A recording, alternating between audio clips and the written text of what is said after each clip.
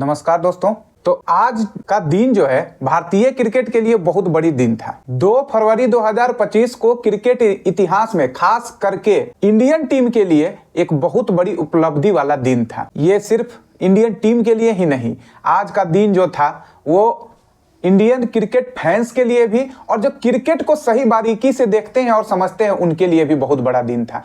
खास करके Indian team के लिए तो इसलिए सबसे जरूरी था कि ये अंडर 19 ओमेन का वर्ल्ड कप चल रहा था और उसमें दक्षिण अफ्रीका को हरा के जो भारत की बेटियां हैं वो कप ले आई, यानी कि कप वो फाइनल में साउथ अफ्रीका को हरा के जीत लिए। दूसरा सबसे बड़ा जो आज का दिन रहा या आज के दिन में जो घटना हुआ क्रिकेट के लिहाज से वो था इंग्लैंड और भारत के बीच का T20 मैच। जी हाँ, ये T20 मैच कोई खास मायने तो नहीं था भारत के लिए क्योंकि सीरीज पे ऑलरेडी कब्जा जमा चुका था। फिर भी अगर देखा जाए तो भारत के लिहाज से इसलिए जरूरी था कि कई समी उसमें खेल रहे थे। इंग्लैंड के लिए ये जरूरी था क्योंकि उनके लिए जरूरी ये था कि सीरीज तो ऑलरेडी हार गए थे, लेकिन जो सीरीज हारने का गैप था उनको कम करना जरूरी था, जो नहीं कर पाए और 4-1 से एक बहुत बड़े अंतराल से सीरीज को गंवा दिए। जी हाँ, इंडिया ने क्लीन स्वीप तो नहीं किया, लेकिन कह सकते हैं क्लीन स्वीप से भी बढ़ के भी इस सीरीज में उनको हराया है।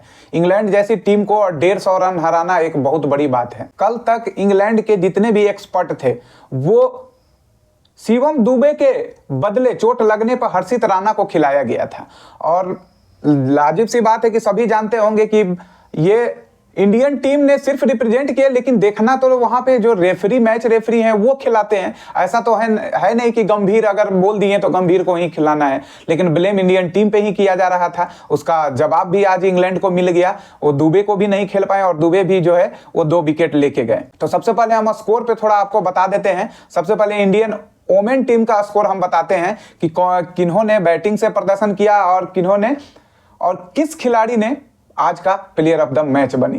तो ये जरूरी है क्योंकि हमारी बेटियां हैं और वो कप लेके आई हैं, तो उनके लिए थोड़ा सा मोटिवेशन के लिए उनका स्कोर हम बता दें आपको।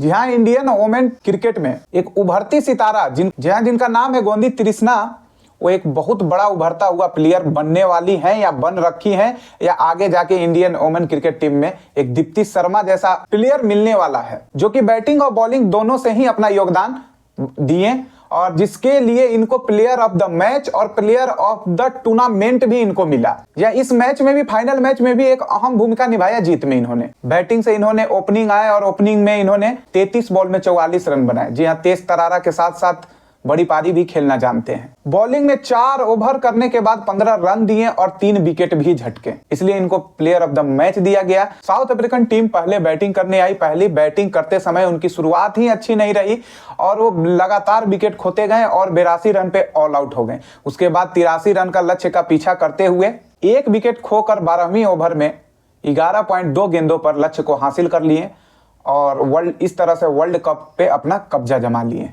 आज के दूसरे मैच की अगर बात करें तो दूसरा मैच जो था वो इंग्लैंड और इंडिया के बीच T20 मैच था। तो उसका हम स्कोर कार्ड पहले देख लेते हैं। यहाँ जैसा कि सभी को पता था कि एक हाई स्कोरिंग मैच होगा, लेकिन ये नहीं पता था किसी को कि ये एक तरफा मैच होगा।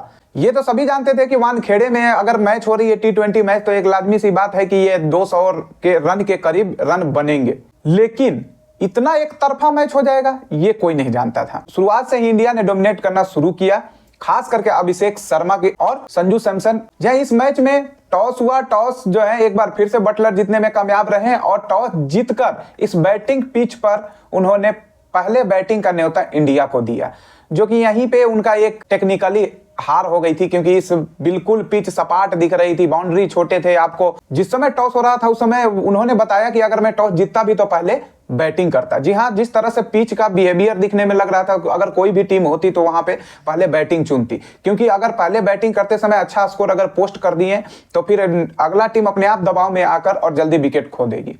और हुआ यही भी। इंडिया टीम शुरू से ही डोमिनेट करना शुरू किया और पहले ही ओवर के पहली गेंद पे ही संजू सैमसन ने छक्का जड़ा और संजू सैमसन पहले ओवर में जो है वो बढ़िया टच में दिख रहे थे और 16 रन बनाए, लेकिन फिर से एक बार लगातार 5वीं बार एक ही बॉल पे और एक ही शॉट खेल के वो एक ही तरीके से 5वीं बार आउट हुए। जी हाँ, संजू सैमसन को लगातार मौके मिल रहे हैं लेकिन उस मौके को भुना नहीं पा रहे हैं और 5 के 5 मैच में खिलाया गया लेकिन एक भी बड़ी पारी खेलने में नाकामयाब हुए और एक ही शॉट पे वो बार बार आउट हुए। तो मुझे लगता है कि अब नेक्स्ट सीरीज में उनको चांस मिलना मुश्किल है। अगर डिपेंड करता है कि गौतम गंभीर कोच किस दृष्टि से उनको लेते हैं। अब बात करें दूसरे ओपनर अभिषेक शर्मा की, तो वो तो सिर्फ इंग्लैंड से लगान वसूलने में ही लगे थे, वो भी दुगना नहीं चौगुना लगान वसूल रहे थे।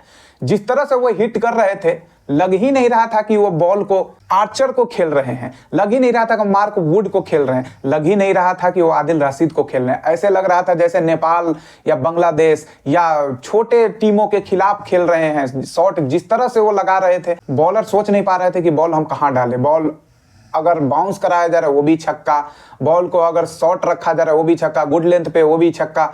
यानी कि इस तरह से उन्होंने एक अच्छी पारी खेलते हुए और वो टोटल जो है 135 रन बनाए सिर्फ 54 गेंद में। जहां उनका जो अर्धशतक है सिर्फ 17 गेंदों में आ गया था और जो शतक है वो सिर्फ और सिर्फ 37 गेंदों में आया। 135 गेंदों में वो 13 छक्के लगाए और 7 चौके भी लगाए। 250 के स्ट्राइक रेट से वो बैटिंग करके गए थे। शतक बनाने के बाद थोड़ा सा वो धीमा हो गए थे। कारण ये था कि एक एंड से उनका लगातार विकेट गिरते जा रहा था लेकिन ये दूसरे एंड से लगातार हिटिंग चालू कर रखे थे, फिर भी शतक बनाने के बाद थोड़ी सी धीमी हो गई थी रफ्तार उनकी। अगला हम बात करें तो तीसरे नंबर पे आए तिलक वर्मा। वो भी अच्छा टच में दिख रहे थे लेकिन कोई लंबी पारी खेल नहीं पाए। 15 गेंद में 24 रन बना के वो आउट हो गए। 3 चौके और 1 छक्के लगाए इस दौरान उन्होंने। उसके बाद आए कप्तान सूर्य कुमार यादव। जी हाँ, उनका भी लगातार खराब फॉर्म अब चलता हुआ जा रहा है। उम्मीद था कि उनका घरेलू पिच है तो फॉर्म में आएंगे लेकिन यहाँ भी वो खराब अपना फेवरेट शॉट खेलते हुए ही आउट हुए। सिर्फ 2 रन 3 बॉलों में बना के वो आउट हुए, कोई भी बाउंड्री नहीं लगाई इस दौरान उन्होंने। उसके बाद आए शिवम दुबे। शिवम दुबे एक बार फिर से वो बढ़िया पारी खेले, तो सिर्फ 13 गेंदों में 30 रन बनाए जिसमें 3 चौके और 2 छक्के भी लगाए। हार्दिक पांड्या उसके बाद आए हार्दिक पांड्या। हार्दिक पांड्या भी कुछ खास कर नहीं पाए आज। हालांकि आज सिचुएशन भी ऐसा था कि जो दूसरे तरफ से जो बैट्समैन आ रहे थे उनके लिए कोई खास रुकने की या कुछ खास करने के लिए कुछ था भी नहीं, क्योंकि दूसरे ही तरफ से अभिषेक शर्मा लगातार हिटिंग करे जा रहे थे और जो अगला उनका जो पार्टनर था उन पे भी दबाव बन रहा था तेज खेलने के चक्कर में ही जितनी भी विकेट थी वो तेज खेलने के चक्कर में इनके साथ के बैट्समैन आउट होते रहे। जहां उसके बाद रिंकू सिन्हा आए, वो भी 9 रन बना के 6 गेंदों पे आउट हुए। उसके बाद अक्षर पटेल आए, 15 रन बनाए, 11 गेंदों में 2 चौके लगाए। इंडिया ने 247 रन 20 ओवर में 9 विकेट गंवाकर बनाए। अगर इंग्लैंड की बॉलिंग की बात करें तो आज सभी महंगे साबित हुए। जोफ्रा आर्चर की बात करें तो उन्होंने 4 ओवर किया, 4 ओवर में 55 रन दिए, 1 विकेट लिए। मार्क वुड 4 ओवर किए, 32 रन दिए, 1 विकेट लिए। जेमी ओवर्टन की बात करें 3 ओवर किए, 48 रन दिए। लिविंगस्टन की बात करें 2 ओवर किए, 29 रन दिए। आदिल रशीद 3 ओवर किए, 41 रन दिए, 1 विकेट लिए। ब्रेंडन कार्स की बात करें तो उन्होंने 4 ओवर किए और 3 विकेट लिए 38 रन देके। तो इस तरह से भारतीय बल्लेबाजी और इंग्लैंड के बॉलिंग का हाल था। जीत के लिए इंग्लैंड को 248 रन बनाने थे।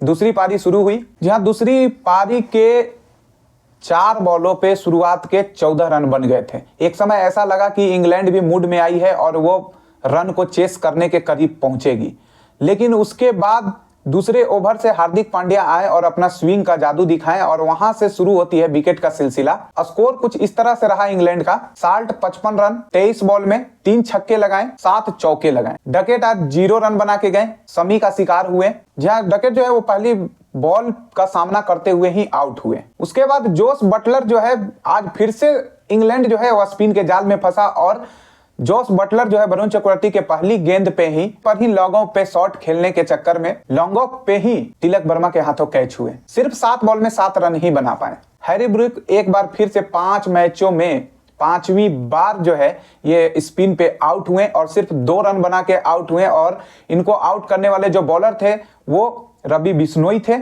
इनका कैच जो थे वरुण चक्रवर्ती ने लिया। उसके बाद जो जितने भी बैट्समैन थे वो लगभग कोई ऐसा जो थे नहीं, वो 10 के पार हुए और सभी जो है आए और चलते गए और टोटल जो है वो 97 रन पे जाके ऑल आउट हो गए। सिर्फ 10 ओवर 3 गेंद ही ये खेल पाए। अगर बॉलिंग की बात करें इंडिया की, जिस तरह से बल्लेबाजों ने दम दिखाया उसी तरह से आज गेंदबाजों ने भी अपना दम दिखाया। समी जो है सिर्फ 2.5 ओवर में यानी कि 2.3 ओवर में 25 रन देके 3 विकेट लिए। हार्दिक पांड्या 2 ओवर किए, कोई विकेट नहीं ले और 23 रन दिए। वरुण चक्रवर्ती एक बार फिर से विकेट लेने में कामयाब रहे, 2 ओवर में 25 रन और 2 विकेट भी लिए। रवि बिश्नोई सिर्फ 1 ओवर किए, 9 रन दिए, 1 विकेट लिए। जी हाँ, यहाँ पे हर्षित राणा और शिवम दुबे के बॉलिंग को लेकर बहुत चर्चा हो रही थी। तो आज शिवम दुबे ने बॉलिंग किया और बॉलिंग करके इंग्लैंड के बल्लेबाजों को दिखाया कि विकेट लेना हम भी जानते हैं और बॉलिंग करना हमें भी आता है।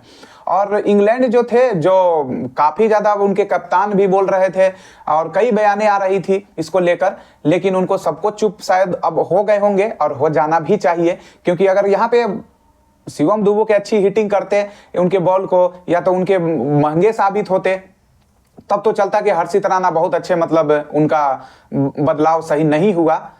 लेकिन यहाँ पे शिवम दुबे बॉलिंग किए और सिर्फ 2 ओवर में 11 रन देके और 2 विकेट भी लिए। अभिषेक शर्मा भी बॉलिंग किए, 1 ओवर 3 रन 2 विकेट। सीरीज खत्म होने के बाद वरुण चक्रवर्ती को मैन ऑफ द सीरीज दिया गया तथा man of the match Abhishek Sharma को दिया गया। तो ये था मैच का कुछ हालचाल।